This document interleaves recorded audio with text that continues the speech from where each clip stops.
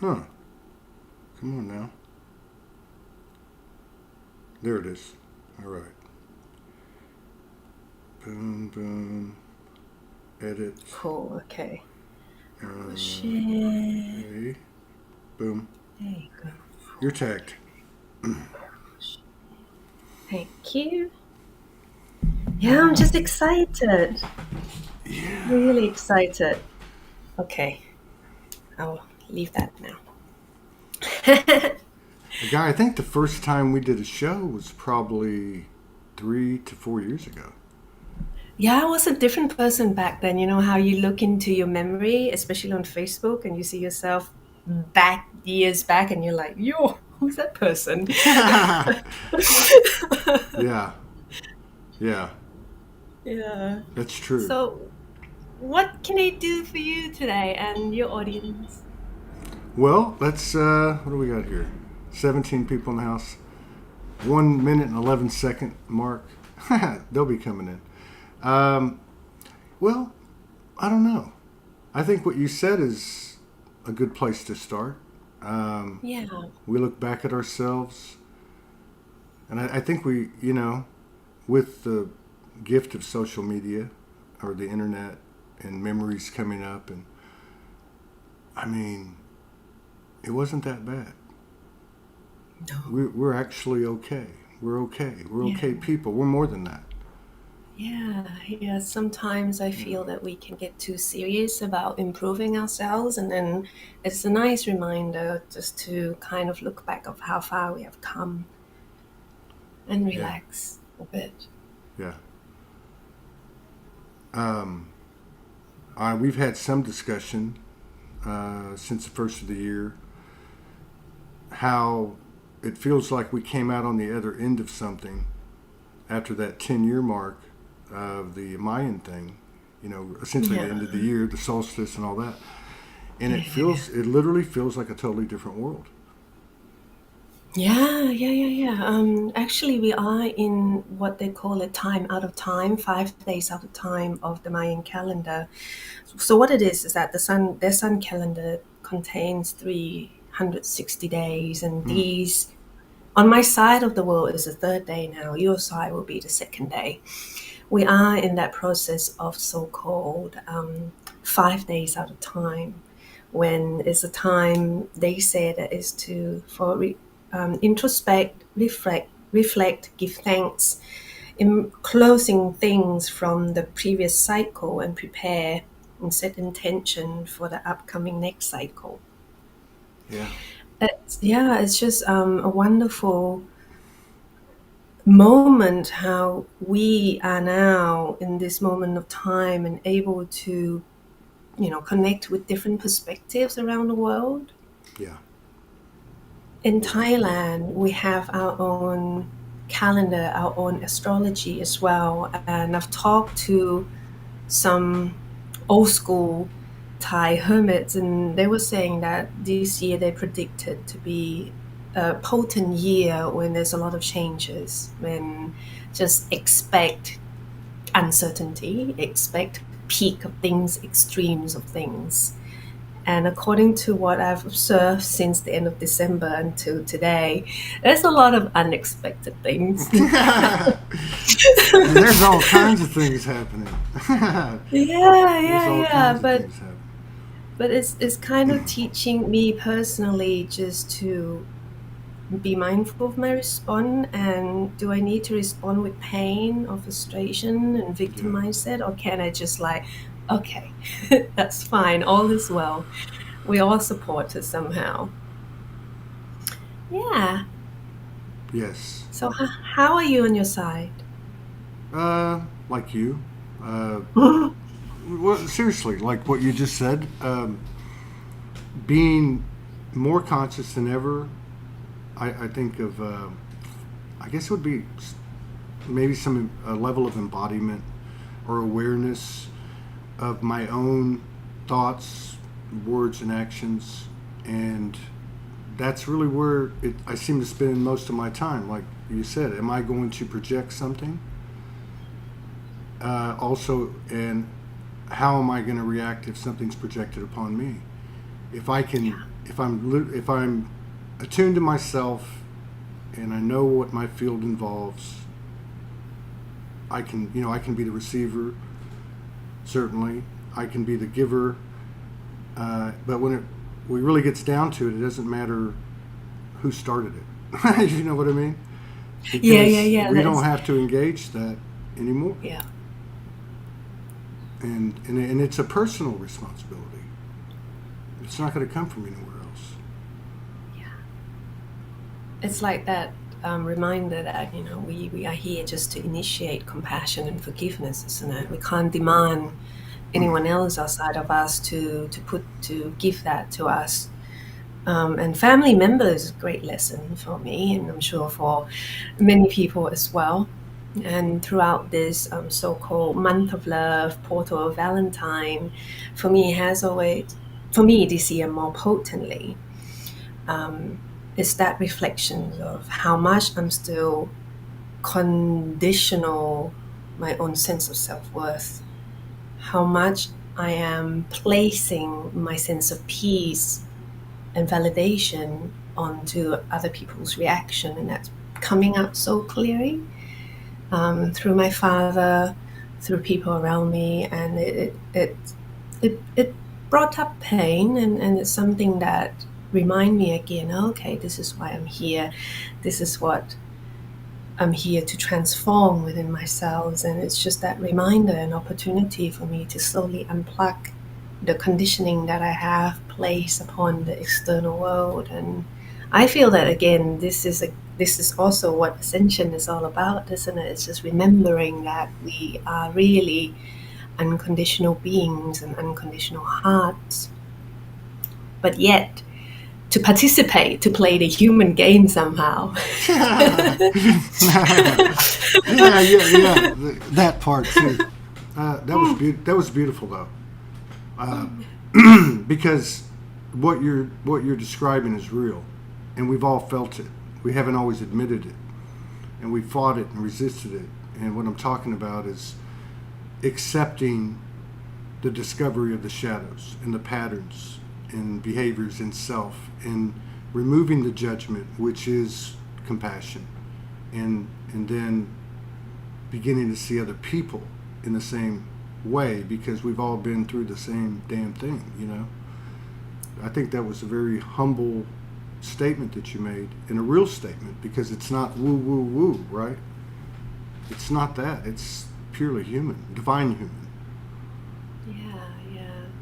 It's to understand that we, at the end of the day, we are still human, and the ego is always going to be there. Fear gonna pop up, jealousy, envy, greed, lust, anger, all these kind of things gonna bubble up sometimes, and it's just about awareness, isn't it? And we can't project this lower quality into what we do, into how we participate in the world, that's all. And if we love what we do, we're going to do our best not to bring that in to our work, Right, right. that we connect with others. Yeah, because we are quantum thought creators, and Yeah. and it's. I mean, do you feel like for yourself, and even what you might have seen through your clients and just the world in general, do you feel like that we're coming into alignment? Like slowly, it's coming. I mean, it's still a little pain here and there, but it's lessening, and it's lessening. I feel that we just becoming more awareness, and from being aware, we have choices. We make conscious choice. From that second of that present moment, we aware of the things that bubble up. And then the next moment is that subtle moment when we can discern from that temptation to fall back into any energies that may trigger us. And at time I do defense out of my trigger as well, and I then step back and I give myself time to calm down, and okay, Yeah, I yeah, don't need to react like that, etc. But yeah, I feel that acceptance is the first step, and then awareness is the second, and then choice to respond with neutrality, choice to respond with nothing or choice to create and act. Yeah. Yeah, that's the whole. And That's yeah. Go yeah. ahead. Go ahead. No, I forgot what I was going to say I'm now. sorry. I'm sorry No, about no, that. no, my Uh, memories have been really short. we can relate to that. Um, yeah, I forgot that last part too. It will come. Yeah, it was deep what you were talking about though. Oh, yeah, the things that you've mentioned. I mean, the acceptance that I am human. I'm still subjected to the human condition, as my friend Earl says. As long as I'm living, I'm still subject to the human condition. To include some of the things you mentioned for others, it might be other things, it might be all of the above, but these things that come out in these projections or these feelings, the envy, the jealousy, anger, whatever it may be, and to develop a new relationship with those things, not to make love with them, but to accept and love them as a part of you. uh, I don't see any other way to Yeah, find true it's very peace. Right? yeah, it's very much like as you spoke, see this picture very much like we have things in our bag, we have things in our pouches, and some of the things are like not supposed to come out, but they there. They there, but they're not supposed to be part of Yeah. how we weave the new consciousness, how we interact with others. But again, it's not about denying that we don't have it. We have it.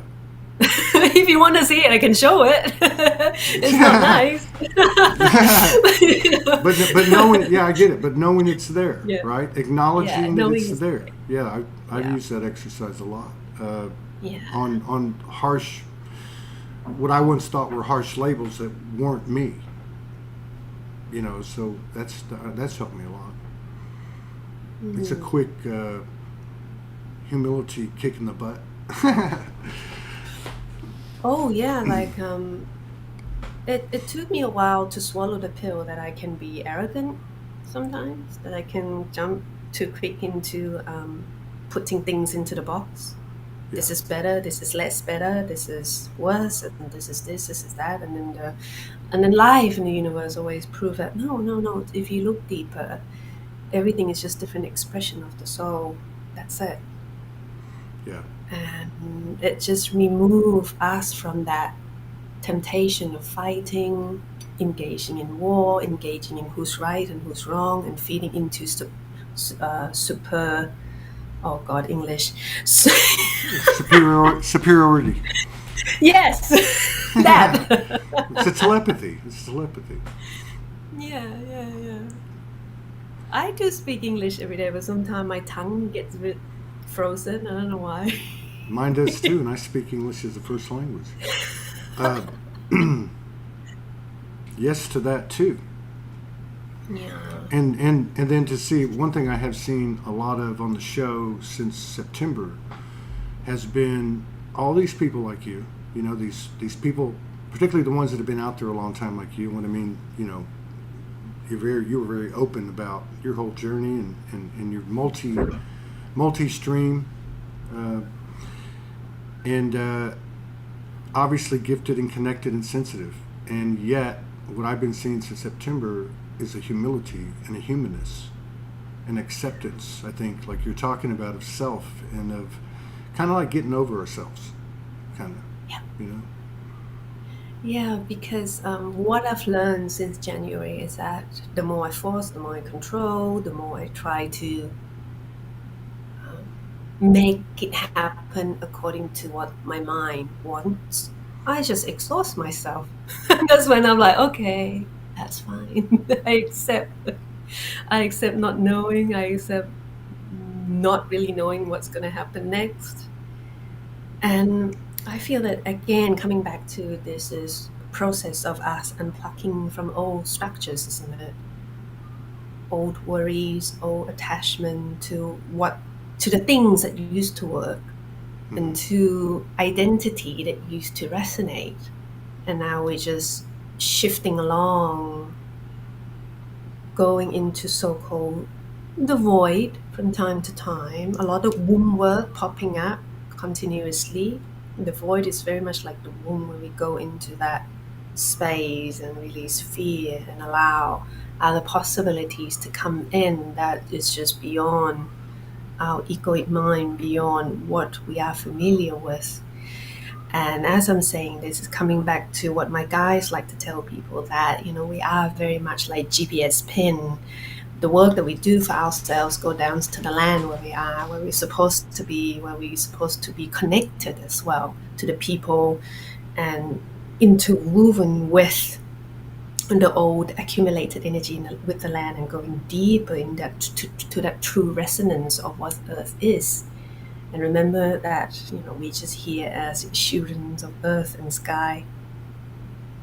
Oh, wow. Thanks, Todd. That was awesome. That was awesome. That's what I'm talking about right there. That's the thing is, the pleasure, Yeah. the real pleasure of doing this show is discovering the most powerful code there is, and that's what we just witnessed, where people were just free flowing as the conduit that they are. You can't. It's unmistakable, and it's fresh. It's present. It's with us. It's intelligence. It's signaling, symbolizing, signaling, characterizing in part this expansion that we're all having, which is a holy hell ride. It is. It's a ride, isn't it? And then sometimes we get so serious about it until the ride gets so intense that we're just like, oh, okay, I'm just going to laugh about it now. I can't do anything about it.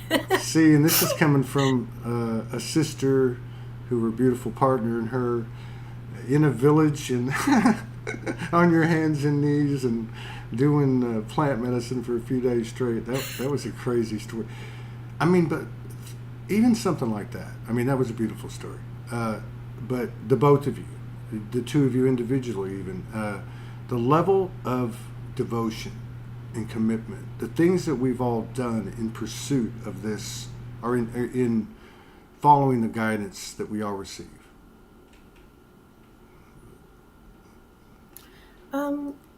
What you just spoke reminds me of what I'm learning to honor as well, because Bangkok spirituality, it's growing, it's popping up, and sometimes my insecurity likes to compare and likes to, oh, I wish I could do that too, oh, I wish I could be part of that too. But then the medicine that we carry within our hands and within ourselves, me and Michael, and the energy of the lands here always guide us to places and people where we meant to be. And I'm like, okay. Because recently there's this new building that they just opened for a wellness playground with market, energy space, yoga, etc. And it's owned by very powerful people, used to. And next to it, there's really old school tiger shrine where you go in to your right, the direction of the west. There's like almost 3D dragon popping out. And underneath, there's a fountain of water where you can cleanse your hands and cleanse your body as you come into that big shrine. And opposite to it, there's like a tiger coming out from the wall. And, even though what we do may not be famous, what we do may not be popular, those are like really cherry on top. The land's appreciated, spirits appreciated when we walk in integrity, when we follow our inner medicines and our inner guidance. So yeah, I just felt that I needed to hear that, and perhaps some people needed to hear that too. No, thank you. Thank you. I felt that. And I think you mentioned somewhere in there too earlier the self-care. Oh yeah. The Oh self. yeah. Yeah. Yeah, I was diagnosed with autoimmune before the vaccine arrived in Bangkok, in Thailand. And it was really scary, and it just hit the peak where I didn't fear death, but I fear going to sleep because it was painful, and my skin was just bubbling out in Wow. blood, in everything. Whoa. I didn't know. Yeah, I didn't know what was happening, and then I surrendered into blood work and turned out to be lupus. But it was a blessing in disguise. Because of that, I had the reason to say no to the vaccine. I'm like, no, no, I'm not going to take risks. I'm not going to go back to that. And since then, autoimmune would pop up from time to time when I don't listen to my body, when I overwork myself, when I don't sleep well, when I don't eat well. My physical body would tell me that, hey, it's not on. Listen to the rhythm of your body. You don't need to be everywhere all the time. Listen to your body. You don't need to, make more money. You don't need to do more things. Just sit and rest. And since the autoimmune, I've give myself more me days in my schedule. I don't overcramp myself anymore, and it's a blessing. And I feel that sometimes when we do what we love, when we do things that we can witness that it helps other people, we can forget easily when to stop, when to take a break. And that just taught me so much of I'm not a machine. Even computer needs a rest, needs a reboot. So I too need a rest, and I too can say no to things. Yeah. Well said. Is your body speaking to you in regard to diet and lifestyle too? Oh yeah, well, my relationship with food has always been a lifetime thing because I was a really chubby child, and my older sister is just beautiful, photogenic, and born into Thai Chinese family. Everyone just compared. Geez, do you steal your sister food or something? She's so thin and you're so chubby. And later in life, when I was 18 and 19, I developed anorexia, and I went into eating disorders for over a decade, interwoven with suicidal depression, social anxiety. Mm. Um, and then I went into vegan for a year or two, and that's what I thought that was good. But autoimmune showed me that no, you need to eat other things for a while. You need to change your diet for a while. And yeah, so I'm just like, okay, just tell me, body, when I eat wrong. It tells me with a bit of rash, it tells me with a bit of tiredness, and then I reflect back, what have I done? How can I bring back to balance? Yeah. Yeah. I think the body's coming online.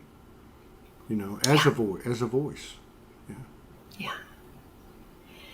I feel that it also was in sync with, I'm not in astrology, but when the North Node shifted into Taurus, and Taurus is about earth element, is about not sticking to one routine, listen to the physical, listen to the body.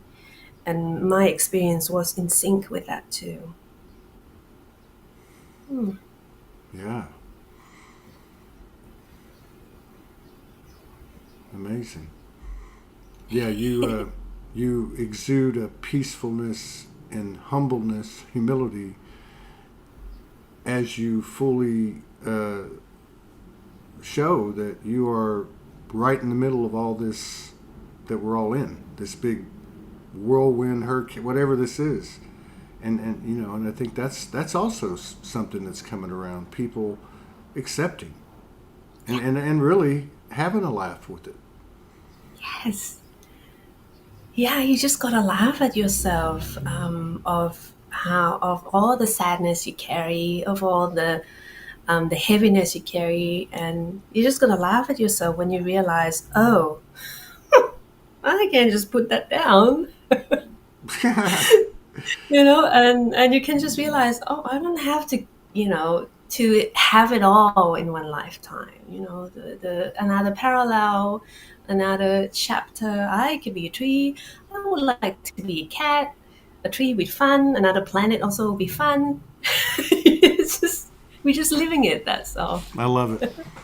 I used to play that cat. I used to play that cat video that you did out in the courtyard, and you were like, "Here, kitty, kitty." And you did it impromptu. You didn't try to do it. People loved it. I used to play it on the remix. Oh. So, and what about, like, for many of us, I know you can relate. We had certain escorts, dragon energy, galactics, and such. Are you finding as time goes on that type of interactions increasing, or is it is increasing? Okay.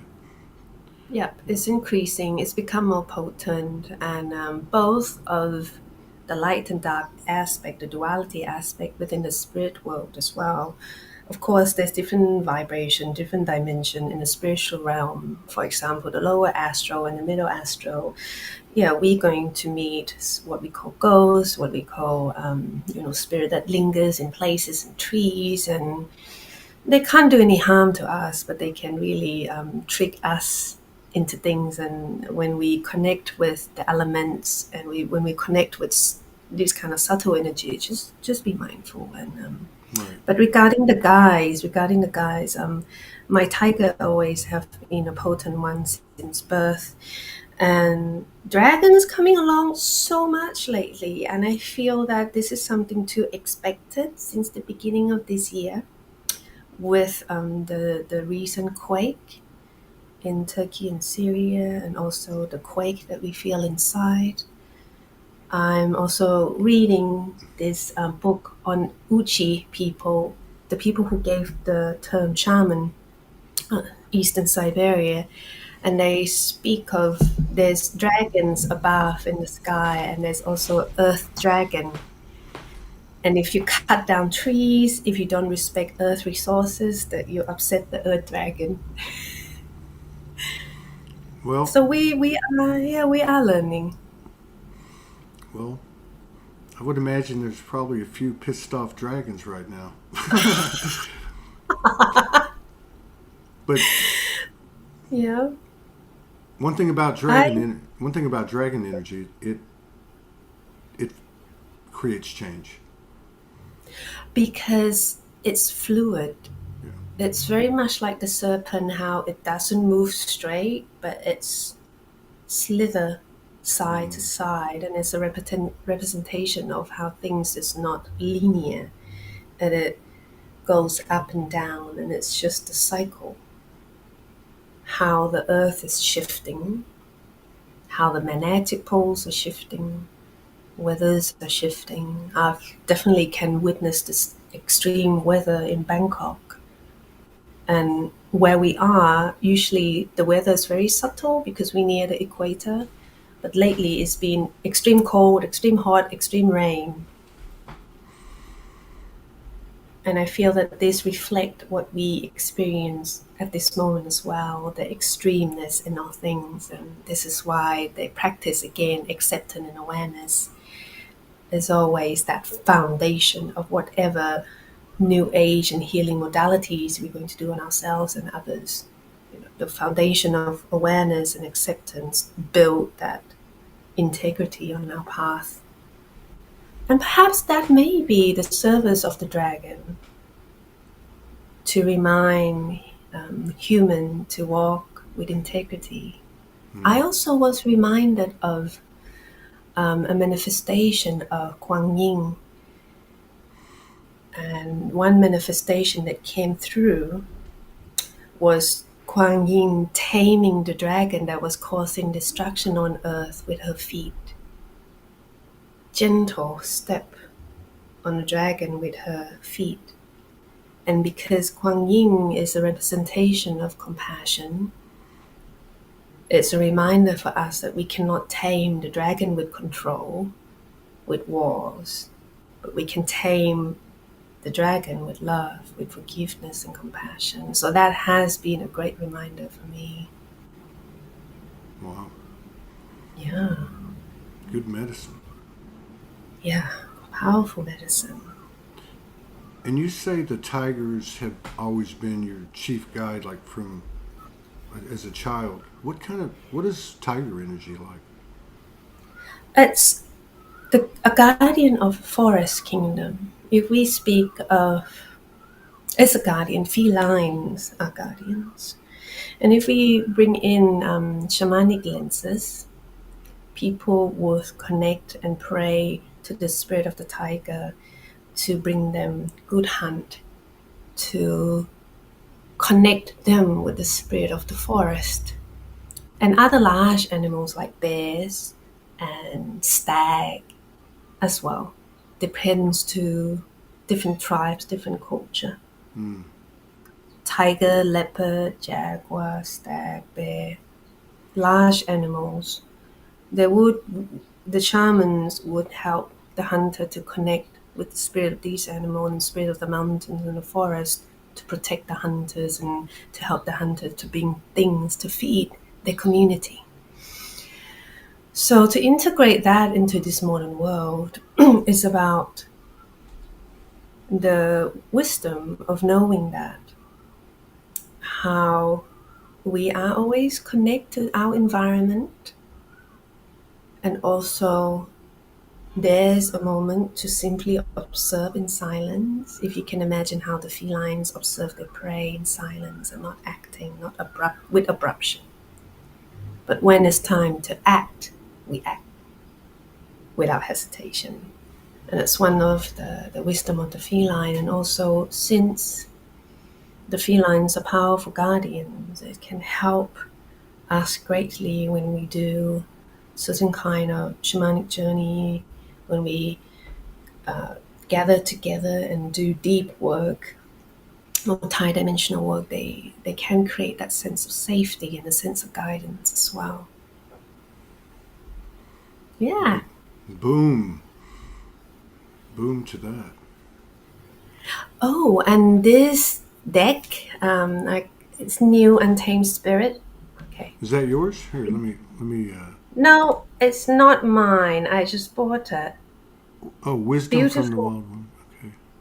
Yeah, Untamed Spirit. Oh yeah, animal oracle. Very cool. In this deck, it talks about the tiger represent willpower, and last year we had water tiger guiding us, according to Chinese zodiac. And I would like to see your face bigger. I don't want to see my own face. I see it every day. I thought you. Well, I was looking at some of the stuff on your table. I was just like, is that it's an organized chaos. Oh no. No, it's just I was looking at the energy of it. I saw you. I reached out to you a few weeks ago because I had I've caught your energy 3 or 4 times, and I could see, like, you see it, people probably see it in me. I see it in others. So you could see the change. Like you could see something was new cooking. And I can't remember one of them when you were talking. I can't remember what it was. It was a few weeks ago. But another one, you were playing an instrument, and it looked like I forget what they call those here, but I don't know if it's called the same thing where you're at.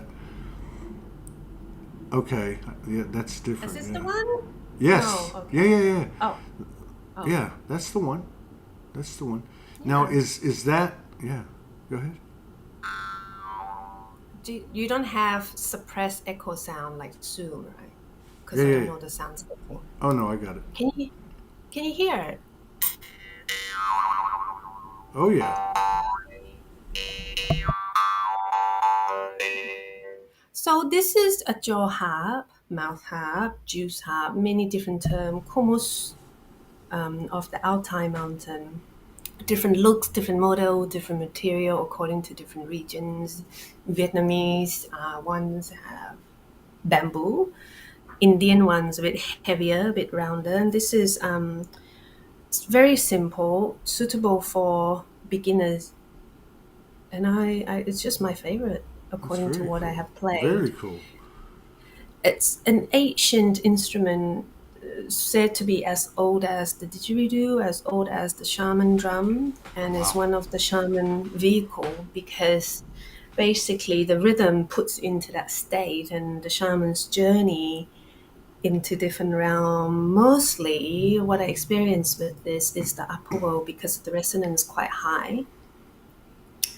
And there was a period of time where this was being banned up north Really? in Siberia because of the Soviet movement. Wow. Yeah, many shamans were killed during that time. And they nothing was completely wiped out. It just stays underground. Right. But most that were doing it openly was in danger. And this I assume, and this is too in South America. And if you go to plant medicine ceremony, there's a lot of interwoven of Catholic images in their places, and this is because when they welcome the images of the Catholic in, it kind of eases the tension of during that time of colonization, Mm. as if they what they're doing links to the religion that was brought to them. And even songs and ceremonies, some shamans would even speak of the Jesus consciousness as well, and then they will go about in their own tribal words and invoke the spirit of medicine in their song. So shamanism never been completely wiped out around the world. It's just kind of hidden underground for a while. In Thailand, it always exists, but more in secrecy Mm-hmm. with underneath of monks, hermits, and not many people would dare to touch it because of fear and the Mm. idea of superstitions and black magic. But it's animism is just everywhere here. Wow. Yeah. Are you? Is there an? Do you access any type of community or shamanism events or places there in Thailand? At the moment, no, because I'm really following my bodily rhythm, and I'm following where cacao wants to be, where our drum wants to go. Mm. I do connect with very few people online that they quietly, grow ayahuasca here, serve ayahuasca, and they have to do it quietly because it's not accepted by law here, ayahuasca, unlike South America. But the old school shamanism, with my intention, I don't want to get into the old structure of it. Right. But luckily, I'm in contact with these two couples that older than us, that we call them auntie and uncle, that they have this antique store, but it's full on magic tools. When you touch it, you can feel it. Old school Thai magic tools that been used by monks, been used in rituals. They gave Michael wooden beads that the monk helped and pray for that 13 boys incident in Thailand cave where they got stuck in there. Yes. Yeah, I Yeah, remember that. yeah, yeah. So it's always been practiced, but it's just limited to certain people. I got us. We don't call it staff. We call it my crew, which is literally translating to teacher stick. Um, I decided to purchase it because my grandpa came into my dream and he was showing me a staff. But it's not like a staff that kind of indicates your rank, but it's more like a tool that can bring in certain vibration in the space. Wow. Now, this is over 100 years old.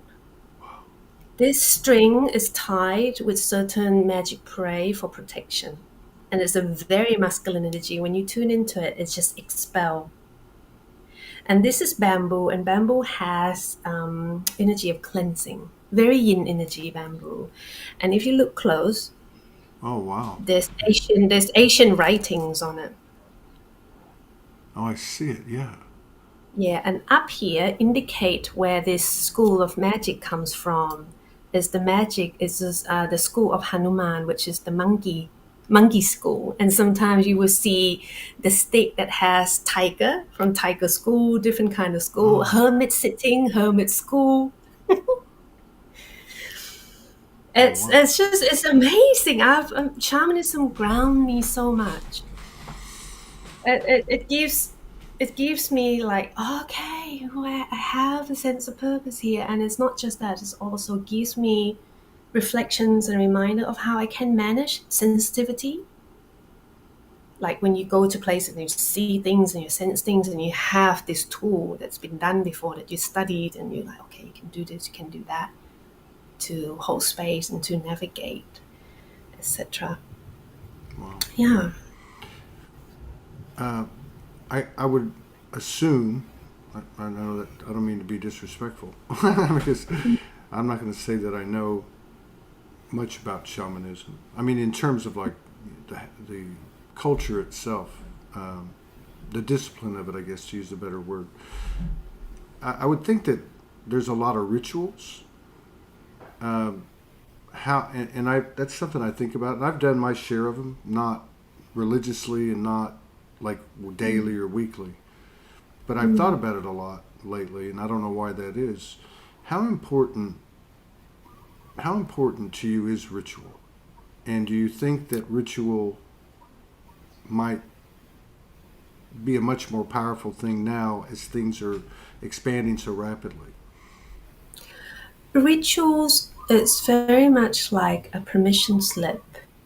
It doesn't really matter in my view anymore how grand is the ritual, how many people attending it. The ritual is a reminder of how much we connect to Father Sky and Mother Earth, and we are not alone. The ritual is that portal, and again, that reflection that we can perhaps begin our days by reminding us that, hey, we are spirit inside our body. We're all with the body experiencing itself under the different manifestation of the source, etc. Coming back to shamanic rituals, there's different kind of shamanic work. There's different levels. Some shamans take themselves into different realms to obtain medicine, to obtain knowledge how to heal others. Some shamans channel, some shamans do house cleansing. It's very depends to what they're here to do, but it's all boiled down to a code of conduct that is about maintaining balance between the physical and the spiritual. So you see, shaman is never really about being the seer. And that's a quality that we all have. And we Mm-hmm. all have that inner quality within us, the inner shamans. But to really walk the path of the shaman is that code of conduct of you are being the conduit that bring balance onto your path, onto your community, and you have this responsibility to maintain balance between the physical and spiritual world. Yeah, which Yeah. is So it's not, yeah. which is true shamanism, to walk in both worlds. Do you Yeah. feel? I'm just having this thought: like, is Earth a shamanic school? Is this something? I mean, obviously, we're all exposed to both of the worlds, you know. Uh, but I wonder. I wonder. I I'm feeling the answer is Earth is a school for the soul. And if the soul resonates with the under vibration of the term shaman, then the soul pursue that. Yeah. If the soul resonates with more of the work with permaculture, growing food, which something that I want to do and I haven't achieved that yet, then the soul would do that. If the soul is here to be that mirror of something so deep, dark, and distorted, that mirror fear and injustice within the world, then they're here to experience that. True. That's true. Yeah, yeah. Do you think that as time goes on, we might see things kind of materialize or physicalize uh, more openly, or It's quicker. It's getting quicker now. what we said, where our intention goes, kind of come into the material really quickly. And also our relationship with dreaming time, I mean sleeping dream. Whatever we experience in dream time, sometimes it can be emotional release, or sometimes it can be a foresight of what's going to happen in the next day. Then we can then make the choice in this physical dream of how we're going to respond, how we're going to act. And it just comes with the knowing that manifestation is all about knowing what we manifest that we manifest at all time, and what we are manifesting, and shift from there. That's all. Yeah. Yeah, if we experiencing something that is painful, it's always about asking what is teaching us. The world of illusion is not about for us to find way out, but it's, well, to find a way out is to learn from it, isn't it? So it's just about, what are we learning here? What am I learning here? And sometimes it just teaches me not to take it personal. Yeah. Yeah, sometimes shit can be so random that there's no sense in it. And this, I feel, it's the energy of this year as well. Something that is so feminine, so mysterious, so unexpected, so unknown, and we just gearing ourselves to becoming more familiar with the unknown and make friend with the unknown, rather than trying to control with desperation. Yeah. Yeah. Yeah. Trying to resist it, really. Yeah. And that's where we all come from. We come from the holy womb, the holy darkness. That's where, that's, to me, that's where, conception takes place. Like, it's in a space where love is totally free and two become one, right? And you don't know what that is. I mean, it's so shedding, stripping down. I think there's a lot more humble people in the world than there was 3 years ago. Yeah, I think, definitely. I think the energy of the whole COVID thing really put people in a different state of mind, and there was a lot of soul searching. Yeah. Which is good. Yeah. And it's all about we learning more about ourselves. It's not about knowing others, but it's know ourselves, isn't it? Know thyself knows all. Heal thyself heals all. That's it. Yeah. Physician, heal thyself. Yeah. Yeah. Have you seen a change, like as a practitioner, as a healer, with like your clients? I mean, like, are they becoming more self-empowered? Are they beginning to? Are they able to, or becoming able to, be more confident and comfortable in healing themselves? I don't really call myself a healer, because I feel that it's just in my experience that when people come to me and see me as a healer, it kind of distort the expectation out of the session with it, because what we really do is we give them space to become more aware of themselves. We give them safe space, and sometimes with cacao for them to soften in their own inner resistance. And with people in Thailand, fear is a big thing. Really? And it comes through this mechanism of controlling of the mind, because I'm running being a conduit workshop, and I have different groups of people. It's online, so I get people from abroad and I get people from Thailand as well. And here it's an Asian country where a lot of teaching run deep into our brain, that if we let go of what is known, then life is out of control, and that is something to be fearful. Wow. And what I do and in this workshop is that it's to give them a space to really understand that when they're learning to connect with their intuition and the mind is going do do do do do do, that is the defensive mechanism, Exactly. and just drop away from it and you'll be fine. Yeah. Embrace nothingness if you don't get anything. Embrace not knowing if nothing comes up, and that's fine. It doesn't make us less capable or less worthy, you know? Yeah. Yeah. It's a very, I don't know, it's just something that when we look at it, it's such a simple process, but it's one of the most difficult process of letting go of that mental control. Yeah. But Yeah. that was an excellent description, though, because that's like the imagination running wild. You know, I mean it, and like you said, if you can't just embrace nothing, because I think you mentioned creativity earlier on when you were talking about the sign of the times, but to me there's like a certain link. The imagination is where I create from, but if I have all that running loose, you know. And so I think that's important to be able to get to a space where you can do that. And on that note, are you finding that your creativity is expanding as time goes on?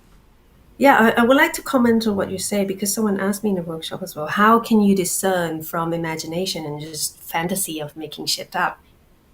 And I'm like, when we learn to feel with the heart, the so-called third eye follows the heart, the so-called imagination follows the heart, then that's something of your inner truth.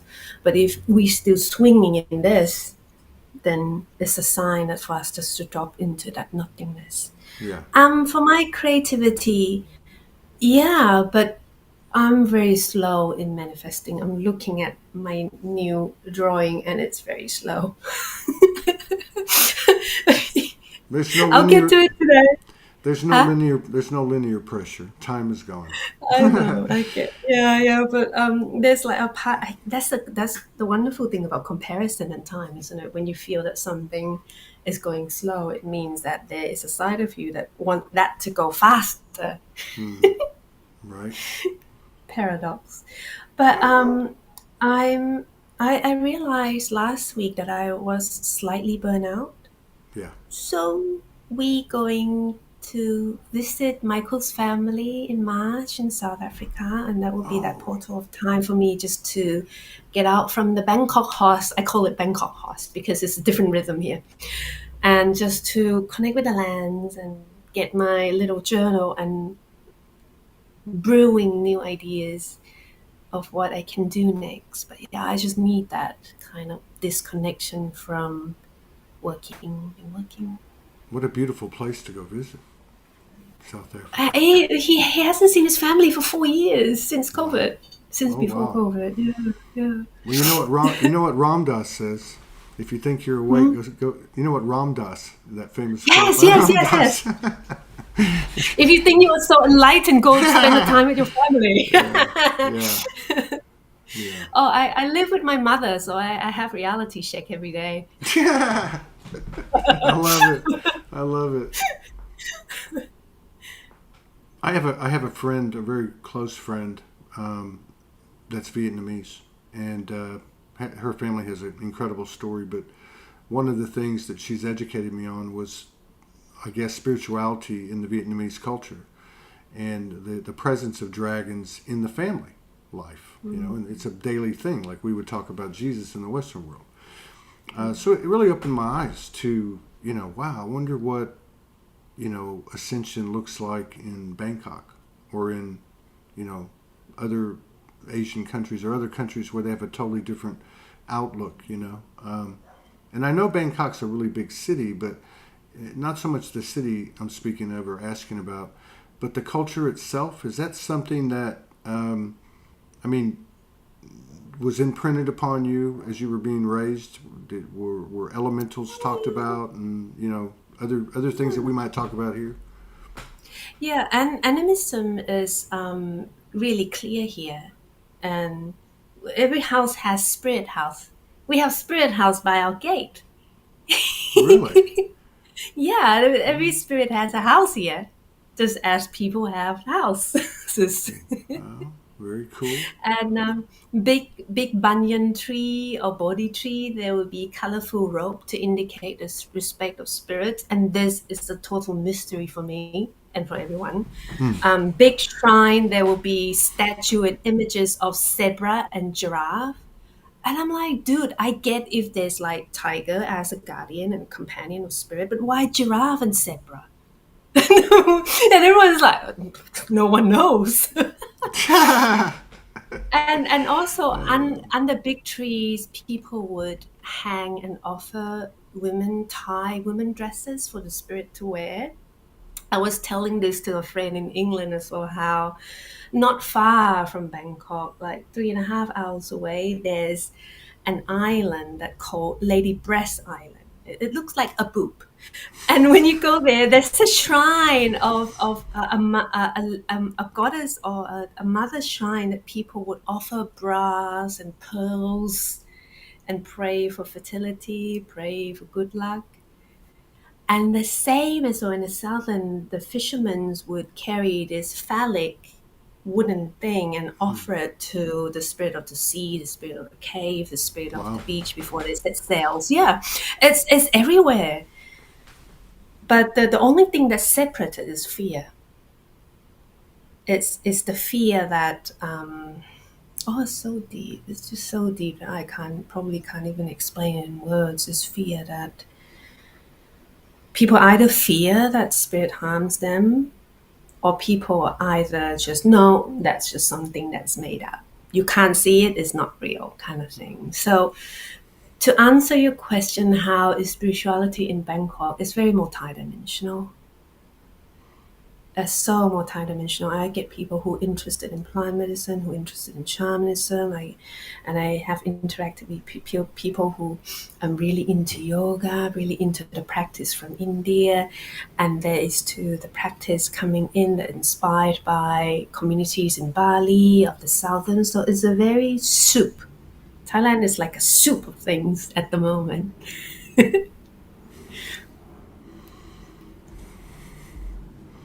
But I feel that all in all, it's just about coming back again to. I feel that the responsibility of facilitators like us is to plant seeds of awareness. That's all, and what they're gonna do, the path that they're gonna walk, is their own choice. Right. Yeah, that's it. Where do you think? Because I agree with you, and I think most everybody would. We're here to serve. That's a part of the equation. Where does, in your mind, where does, God, what am I trying to say? Is it okay to dream? Is part of this mission and experience to create something beautiful for ourselves? What do you mean by is it okay to dream? What do you mean by that? In other words, I believe, I guess, in the Trinity energy, that we're in an age where my thought, word, and action potential is to serve myself, you, and the collective in the same degree. Mm-hmm. So this place is crazy. It's one thing to put a plan in place and it's got some boundaries. This is more than a polarity, it's a duality and been very distorted. I guess another way I could say it is, as this continues on and our awareness expands and therefore our abilities expand, do you think we can create real miracles? What would be considered miraculous 20, 30 years ago, through the technology that we hold within our own bodies? I feel that many of us are already experiencing miracles. It's just the key that we have to release the expectation of what miracles will be. Because, in a sense, I don't feel that miracles equal to something that come and save us. something that come and lift the suffering from us. No, I don't feel that. Otherwise, we wouldn't be here as human. Right. Right. I feel that the more grounded definition of how we can perceive miracle is the ability to be aware and the ability to know that our power is within us and to make the choice that is more in alignment of who we are. Yeah. That's just how I see it. I like it. So I like it. yeah. I like that. That's Mm. it's nice talking to people that can say what you feel but can't say. You know what I mean? That's what I was trying to say. That's what I was trying to, Um, no, it's beautiful. It's beautiful. It's beautiful. Yeah. I know there's a lot of Yeah. sacred places in Thailand. Mm. I've heard about it, and I'm fascinated by a resonance to the inner earth. And for Mhm. some reason, I just feel like with what I've seen of like the temples and the shrines and stuff that I've seen in pictures, it just Mm. looks like somewhere over there's an entrance or something. I don't know, Yeah. or the presence or the consciousness. Is maybe I don't Yeah. know. Do people have a connection in Thailand? I mean, is that part of the old culture? To I the feel that it comes back to everything is multidimensional, and many temples are placed on powerful land, yes. And also, many powerful lands are marked as national park, hence being controlled by military for a reason. Yep. And the term national park then get distracted by tourism. Temples get distracted by what I perceive, and I'm saying this with respect, outdated belief system of what karma and dharma works. Buddha is a great consciousness that can remind us that we can find our ways of walking in the middle way. However, Buddhism here is too much in materialism, like shamanism. Wow. Too much in materialism. Too much in you do the good here, you build wealth in the next life, and too much definition of wealth in money, in status, in how big temple you can build, and meaning you're cutting down trees. So these are layers of distortion that if people can just sit when they visit national parks, when they visit temples, and just go in beyond the written history or beyond what we've been taught in school and really feel the energy of the land, then each of our own, we can feel why we are here. We can feel the stories and the energies of the water, of the lands that resonate with our soul Akash, and come back to everything is multidimensional. So I can't really answer your question in one word. It's just each to their own, so to speak. But I guess it's just about knowing where the distractions are, and we do not need to be angry about it. We just have to learn to go beyond it. That's all. Yeah. Yeah. Well said. You are you are a beautiful sister. No, yes, you are. Thank you for holding space. It's a very mirror reflection kind of energy. What's come through to me is also what's in you, of course. So thank you for holding space. Thank you for hosting this. Sure. And I'm gonna reach out to Michael. Yes, See, he'll be so happy. I'm gonna reach out to him and see if he'll come on, and then reach out to you maybe a couple of months after that or two, and see if both y'all will come on together again. You're always fun, and maybe you could retell the story of that. You know what? 4,000 shows. That's one of the greatest moments I can remember. It's like one of the top 10 moments. I never laughed so hard. My stomach was hurting. I was crying. But The puking and shitting. but it was the way y'all talked about it. You just talked about it. It was just like another day at the office. Yeah, it's like the conversation we talk when we eat in the jungle. You're like, hey, we've seen this. We've been through this together. So what else? What can happen now? You know, we've been through everything. I'm like, oh my God, this is. Yeah. So yeah, and Yeah. if you guys ever, no, I'm just kidding. Go ahead. Go ahead. Well, yeah. No, say what you want to say. I want to hear it. No, I can't. No, go. Come Oh on. my God! I was gonna say if you guys ever run, if you guys ever run a couples camp, let me know. That must have been a hell of a bonding experience, but we'll talk about it next time. Yeah. Hey, are you? We have. Yeah. Yeah. Oh, I just want to say we have offer cacao for couples, and it's been wonderful how Oh yeah. the couple reflect our journey, how our journey reflect this. Mm. Yeah, but a kind of a boot camp. Oh God. Oh. Man, I don't want any more That's boot gonna be camps. chaotic. This has been one boot camp. Earth has been a boot camp. So, but it feels good. Yeah. I feel good about. I feel good about where we're at. I think it's time we start giving Now, ourselves some credit as well. no, definitely. We just need to give ourselves a pat on the back, and that's why spirit guides are there. They're like, oh, Yeah. you know. all those funny memes where the nuns or the angels, the guardian angels smoking cigarettes. Well, my guardian angels watching me down the earth. Oh man, hey, it was great seeing you. Thank you for coming in and sharing space with us and honoring us with your presence. Thank you. You take care. Meow. Okay, meow. All right, see you later. Bye bye.